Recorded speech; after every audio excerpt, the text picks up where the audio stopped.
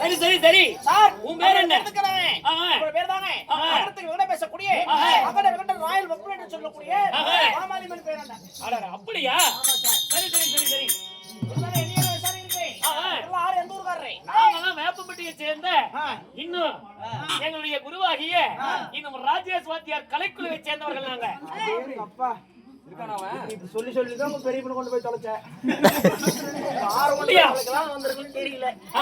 சரிங்க. ஆமா யோ எதுங்கயா அதெல்லாம் எங்கயா விசாரிக்கிறேன்? எங்க ஊர்ல கூத்து ஓடணும். யோ நாங்க இங்க எந்திரா பையா உங்க ஊர்லயா? பேசுறது யாரு? போய் நல்லது கெட்டது பேசுறது யாரு? பெரியவங்க. டேய் என்னடா பச்சைக்கட்டக்காரனா வாத்தியார் வந்தாரா? அதான் சொல்லுவாங்க.